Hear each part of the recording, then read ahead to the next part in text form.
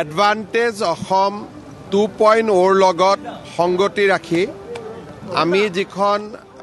ঔদ্যোগিক প্ৰদৰ্শনী ইয়াতে আৰম্ভ কৰিছিলোঁ আজিৰ পৰা সাধাৰণ জনতাৰ কাৰণে আমি মুকলি কৰি দিছোঁ আজি কালি আৰু পৰহি দিনাখন ইয়াতে আমাৰ সৰ্বসাধাৰণ ৰাইজে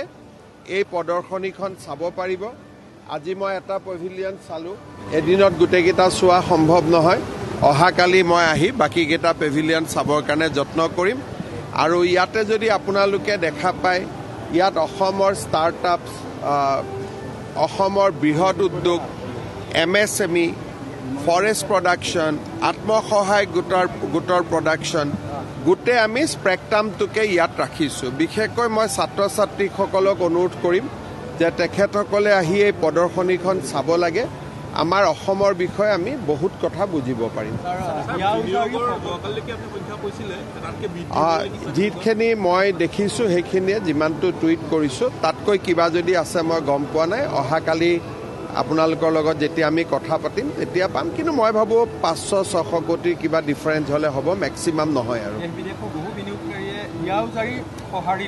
আৰু মই ভাবোঁ অহা 2-3 মাহলৈকে আমি আৰু নতুন প্ৰপ'জেল পাই থাকিম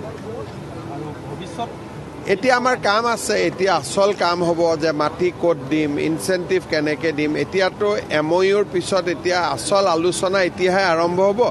গতিকে সেই প্ৰক্ৰিয়াখিনি সম্পূৰ্ণ কৰাটোৱে ডাঙৰ কথা